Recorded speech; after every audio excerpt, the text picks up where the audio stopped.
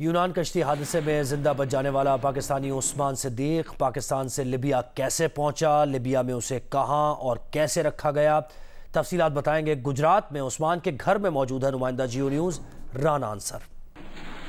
आज ही देखें, यूनान कश्ती हादसे में ज़िंदा बच जाने वाले उस्मान सिद्दीक के साथ हम मौजूद हैं। उस्मान ने जहां बहुत सी बातें हमें बताई हैं, वहां ये भी बताया है कि जिस शिप में सवार होकर वो जा रहे थे उसमें तकरीबन 750 अफराद सवार थे, जिनमें 350 पाकिस्तानी थे और जो शिप में सवार अफराद थे उनमें ख़वातीन और बच्चे भी थे। तो जब इनको जिन लोगों को ज़िंदा निकाला गया तो उनमें उस्मान ने जो बताया है कि उन्होंने किसी खातून या बच्चे को नहीं देखा। तो उस्मान से मज़ीद भी बात करते हैं। उस्मान, ये बताइएगा आप यहाँ से कैसे पहुँचे लिबिया? सर, इधर से हमारी फ़्लाइट थी 3 मई को। कराची से हम सर दुबई गए। दुबई हमारा तकरीबन 15 घंटों का स्टे था। उसके बाद सर हम मिस्र गए।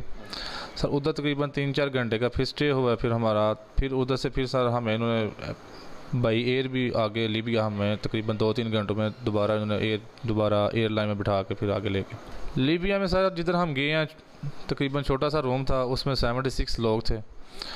तो आसफ सनारे की यानी सेफ बता रहे थे कि आसफ सनारे की यानी 1-2 दफ़ा वो उधर आया भी था।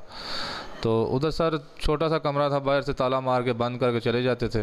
2-2 3-3 दिन खाना नहीं थे देते लोग भूख से। सर हम वाशरूम की जो टूटियों से सर पानी पीते थे, यानी 3-3 4-4 दिन हमें पानी भी नहीं दिया जाता। वाशरूम की टूटियों से खारा पानी हम पी के गुजारा करते थे। तो अपनी आंखों से देखा सर, तो जो बंदा पीछे यानी तंग करता था वो आगे आप बताते थे अशरफ लीबी को। वो सर वो फिर उस बंदे को बाहर निकाल के सर उसको पाइपों से मारते थे कि तुमने पीछे बोला क्यों है, कि खाना क्यों नहीं दिया हमें।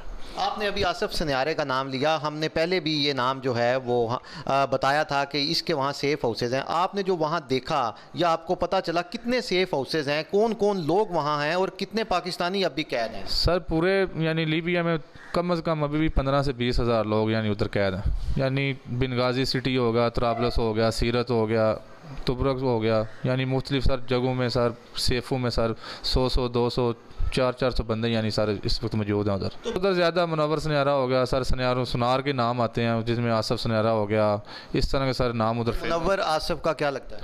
सर सुनने में यही आता है कि भाई हैं दोनों। दूसरा सर अशरफ लीबी है, कोई मालकी है, कोई सहाक लीबी है, कोई इस तरह के सर नाम उधर जो फेमस हैं, जो यानी गेमें आगे निकालते हैं। यानी ये पूरा उनकी यानी चेन है जो पार्टनर है आपस में। सरबराह MQM पाकिस्तान खालिद मकबूल सिद्दीकी कहते हैं सूबा धरती माँ नहीं सिर्फ इंतज़ामी यूनिट है, धरती माँ सिर्फ पाकिस्तान है। सूबों की तकसीम को गद्दारी कहने वाला सबसे बड़ा गद्दार है।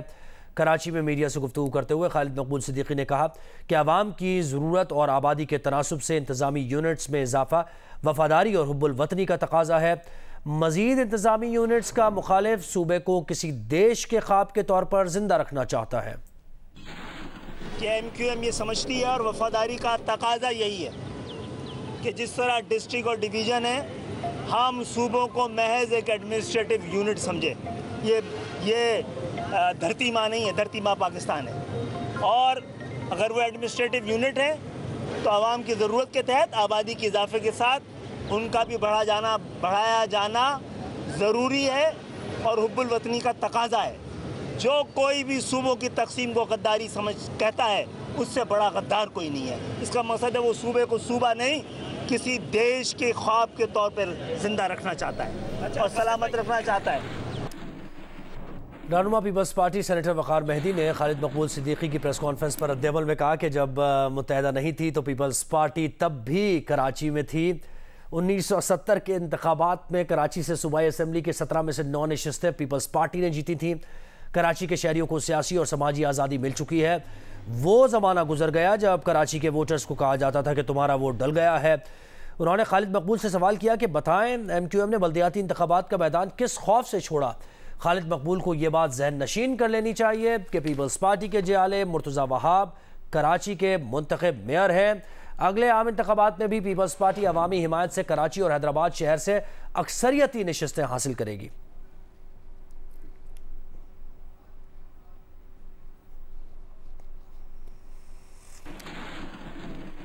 और मौलाना फजल रहमान की सीनियर सहाफ़ियों से मुलाकात हुई है, गैर रस्मी गुफ्तगू की है। मौलाना फजल रहमान ने मुस्लिम लीग नून PDM का हिस्सा है, दुबई में मुलाकात पर एतमाद में नहीं लिया गया, ये मौलाना फजल रहमान ने कहा है। इतना बड़ा कदम उठाने पर हमसे मुशावरत नहीं की गई, ये सवाल मेरे जहन में है। मौलाना फजल रहमान ने सहाफ़ियों से गुफ्तगू करते हुए कहा कि मुस्लिम लीग नून PDM का हिस्सा है। दुबई में मुलाकात पर एतमाद में नहीं लिया गया उनको, और उन्होंने ये भी कहा कि इतना बड़ा कदम उठाने पर हमसे मुशावरत नहीं की गई। ये सवाल मेरे जहन में है। उन्होंने कहा कि तमाम जमातें मुत्तफ़िक़ हैं कि 2018 के इलेक्शन में धांधली हुई है। JUI अपोजिशन को लेकर चली है। हमें हलफ नहीं उठाना चाहिए था। जब हमने कहा कि असेंबली जाली है, हमारा मौक़िफ़ था कि पार्लियामेंट में ना जाओ, अदम एतमाद पेश ना करो। चाहते थे कि रोड पर आएँ और हुकूमत को मुस्ताफ़ी होने पर मजबूर करें, मौलाना फजल रहमान ने कहा।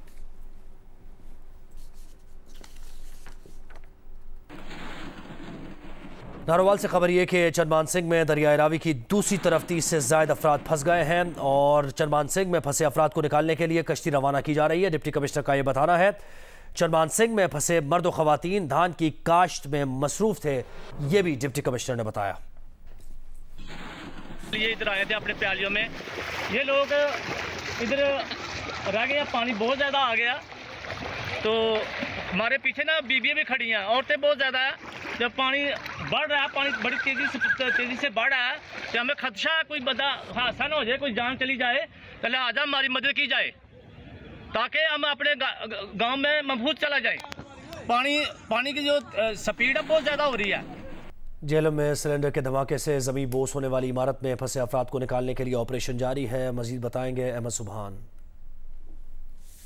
जेलम में जो सिलेंडर ब्लास्ट हुआ होटल की बिल्डिंग में, उसमें अभी इस वक्त भी रेस्क्यू ऑपरेशन जारी है। अब तकरीबन 6 घंटे से ज़ायद का वक्त हो चुका है इस रेस्क्यू ऑपरेशन को जारी हुए। इस वक्त मेरे कैमरामैन फ़हीम कुरैशी आपको दिखाएं तो यहाँ पर जो ग्राउंड का जो छत है उसको काटने के लिए यहाँ पर जो कटर है उससे जो प्रोसेस जारी है।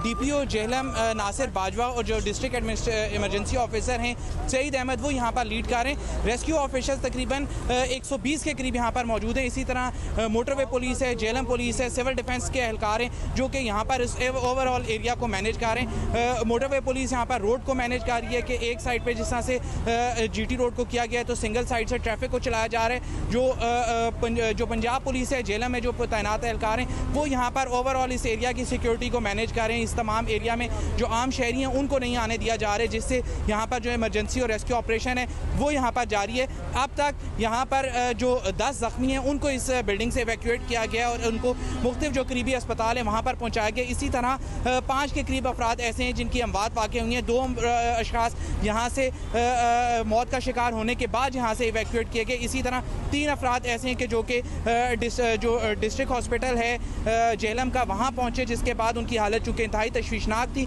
तो वो जांबार ना हो सके। इस वक्त भी ये ऑपरेशन जारी है और अब देखा जा रहा है कि कब बेसमेंट तक पहुँचा जाता है, जिसके बाद यहाँ पर जो बेसमेंट में फंसे 2 अफराद ऐसे कि जिनका कम अज़ कम रब्ता यहाँ पर बाहर मौजूद फोर्सेस के साथ इस्टेब्लिश हो रहा है अब तक उनको। और इसी तरह खदशा ये है कि 3 मज़ीद अफराद यानी टोटल 5 अफराद बेसमेंट में मौजूद हैं जिनको इवैक्यूएट किया जाएगा। गवर्नर सिंध कामरान टिसोरी से स्विस कॉन्फेडरेशन के उमूर खारजा के वजीर इग्नेजियो कैसिस ने वन-ऑन-वन मुलाकात की है। इस मौके पर पाकिस्तान और स्विट्ज़रलैंड के दरमियान ताल्लुकात को फ़रोग़ देने के इक़दामात और बाहमी दिलचस्पी के उमूर पर तबादला ख्याल किया गया। बाद में गवर्नर सिंध कामरान टिसोरी ने स्विस वजीर को जिना एयरपोर्ट कराची से रुखसत किया। कौमी वतन पार्टी के सरबराह आफ्ताब शेरपाव ने कहा है कि चेयरमैन PTI समेत 9 मई के वाक़यात के मास्टरमाइंड आलाकार और सहूलतकारों को सज़ा देने में बहुत देर हो गई है। नौशेरा में मीडिया से गुफ्तगू में उन्होंने कहा कि जल्द से जल्द चेयरमैन PTI समेत 9 मई के तमाम मास्टरमाइंड्स और आलाकारों को कानून के कटहरे में लाया जाए। जब तक इन लोगों को सज़ा नहीं मिलेगी मुल्क के हालात ठीक नहीं होंगे।